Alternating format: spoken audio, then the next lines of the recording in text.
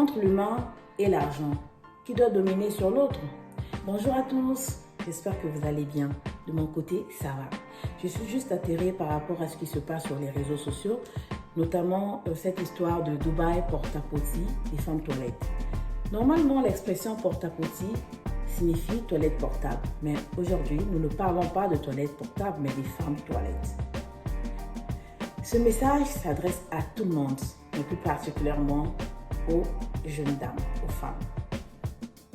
Alors, on a longtemps entendu qu'il y avait des femmes qui s'adonnaient à des pratiques très déshonorantes pour se faire de l'argent. Certaines acceptaient de jouer les rôles d'animaux, par exemple faire le chien dans une cage avec une laisse au cou pour de l'argent. On a aussi entendu parler des femmes qui avaient des relations avec des animaux pour de l'argent ou des femmes qui se livraient à des pratiques, à des relations avec plusieurs hommes à la fois pour de l'argent. Quand je dis des rapports en même temps avec plusieurs hommes pour de l'argent.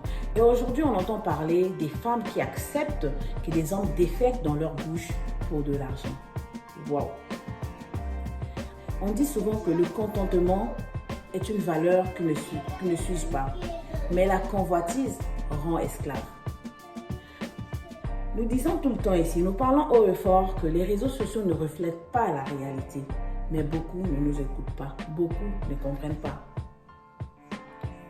Comment pouvez-vous imaginer qu'une personne accepte qu'une autre personne puisse l'utiliser comme une toilette et ouvre sa bouche pour que les hommes ou un homme puisse déféquer dans sa bouche?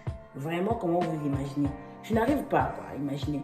J'ai juste vu une photo sur Facebook avec des commentaires. En lisant les commentaires, j'ai eu une nausée vraiment grave pendant quelques heures. Mais je me demande comment ont réagi celles qui ont vu les vidéos avec ça. Est-ce que ce n'est pas resté dans leur tête en train de... C'est vraiment une horreur, comme j'ai entendu. Donc, ne visionnez pas cette vidéo-là. C'est pas bon. Ne visionnez pas ça. Maintenant, là, c'est nous qui avons lu les commentaires. D'autres ont vu des vidéos. On se sent très mal. Mais comment se sentent-elles en fait? Du fait que tu sais que oui, je signe le contrat. On va déféquer dans ma bouche pour 10 000 $, 40 000 $, comme on a entendu et tout. C'est vrai, c'est beaucoup d'argent, mais comment vous vous sentez? Déjà, quand une personne a eu un accident dans ses vêtements, je vais dire, a fait ses besoins dans ses vêtements, on se sent mal à l'aise d'être à côté de cette personne. Et même, il y a certaines personnes pour changer la couche d'un bébé, mais c'est tout un problème. Ah, je peux pas, et tout. Mais accepter qu'une personne défèque dans sa bouche, je me demande, si c'est pas poussé par la cupidité, c'est quoi? Si c'est pas poussé par le désir ardent d'avoir de l'argent, c'est quoi? C'est poussé par quoi? Est-ce qu'on dirait que c'est l'envoûtement? Je ne sais pas. Et pour ces personnes qui obligent ou demandent à ces femmes d'ouvrir leur bouche afin qu'ils puissent déféquer, est-ce que ce sont des hommes normaux aussi? Ou ce sont des pratiques, est-ce qu'ils sont poussés par des pratiques maléfiques? Parce qu'une personne normale ne peut pas pousser un humain comme lui de pouvoir ouvrir sa bouche afin qu'il puisse faire ses besoins. Si ce n'est pas de l'humiliation, comment est-ce qu'on peut appeler ça? Je pense que ces hommes veulent juste humilier ces jeunes femmes parce qu'ils lisent la cupidité, l'envie ardente d'avoir de l'argent, le désespoir, quoi. Elles sont tellement désespérées qu'elles sont prêtes à faire cela pour de l'argent. Je ne sais pas. Peut-être qu'il y a une catégorie de personnes aussi qui se retrouvent là-bas. Et comme j'ai suivi une vidéo où la personne disait qu'elle avait été frappée, elle a eu peur de la mort, il y avait des serpents qui étaient là pour l'intimider. Si elle n'acceptait pas de faire certaines pratiques, elle a cédé parce qu'elle ne voulait pas mourir, elle voulait sauver sa vie. Bon, ça, je ne sais pas, c'est peut-être un instinct de survie. Mais quand tu signes un contrat, oui, j'accepte pour de l'argent, je me demande, tu as vendu ton âme ou c'est comment? Je ne sais pas. Et puis, pour celles qui sont surprises, arrivées sur place pour sauver leur vie, elles ont accepté de telles choses. Je dirais, on devrait ouvrir les yeux. Tu n'as rien dans ton pays, même pas un fonds de commerce. Une personne te dit, je vais payer ton déplacement, ton billet et tout, apporte juste ton passeport. Le séjour, tout, ça sera à mes frais et puis tu vas rembourser quand tu vas revenir. Tu ne réfléchis pas, tu vois seulement que oui, c'est vraiment beau, ça accepte cela. Mais réfléchissez, je veux accepter tout ça, on va m'offrir tout cela, mais en retour, que vais-je offrir? Parce qu'il n'y a jamais rien pour rien dans ce monde. Il n'y a jamais rien pour rien.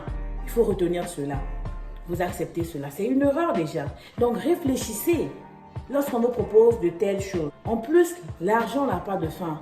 On n'aura jamais entendu que dans ce monde, il n'y a pas l'argent. L'argent existera toujours. Et puis, ça ne veut pas dire qu'on est riche. Lorsqu'on est riche, on n'a pas de problème. Parce en lisant les commentaires de ces vidéos, en écoutant ce que les gens disent à propos de ces vidéos, je me dis, mais ces femmes qui ont accepté de telles pratiques, elles avaient quel problème sérieux où il fallait vraiment se muler jusqu'à ce point pour avoir de l'argent et résoudre ce problème? C'est quel problème qui existe dans la vie là qui, la solution, il fallait seulement faire ça? Je me suis posé mille et une questions. Et puis, comment se sont-elles senties à la fin? Vous vous regardez dans le miroir, c'est comment? Même les plus riches de ce monde ont des problèmes, soit de santé, de couple, donc beaucoup de problèmes. Les problèmes ne finiront jamais, quel que soit l'argent que vous avez. C'est vrai que l'argent est important, ça nous aide à pouvoir subvenir à nos besoins, mais pas comme ça. L'amour de l'argent, ce n'est pas bien. Aujourd'hui, avec cette affaire de porte-à-porte, il y a peut-être certaines jeunes femmes qui veulent se rendre à Dubaï pour acheter de la marchandise ou aller encore en vacances. Mais elles commencent à craindre, quoi. Elles ne veulent pas être mal vues, que les gens puissent les juger qu'elles vont là-bas pour faire n'importe quoi. Alors que c'est vraiment ce qu'elles vont faire là-bas. Donc ça salit l'image d'autres personnes. Ça salit l'image de la jeune femme qui veut être battante dans le bon sens. Alors, il est très important, les jeunes femmes, de vous battre. Tout le temps ici, on voit des séminaires, des colloques, des invitations aux formations parce qu'on veut que vous soyez formés, que vous gagnez votre argent dignement. On encourage vraiment la jeunesse. Formez-vous, allez à l'école. Il vaut mieux manger du pain simple et boire de l'eau, gagner dignement, que de manger de la nourriture chère, gagner de façon déshonorante. Un petit conseil. Travaillez et mangez à la sueur de votre front. C'est très merveilleux de s'acheter des choses ou de manger ou de dépenser de l'argent gagné de façon digne que de paraître ou encore de dépenser de l'argent gagné de façon très déshonorante comme nous avons entendu sur les réseaux sociaux. C'était Nanelle. Je vous souhaite une bonne journée, portez-vous bien et à nous revoir dans une prochaine vidéo. Merci.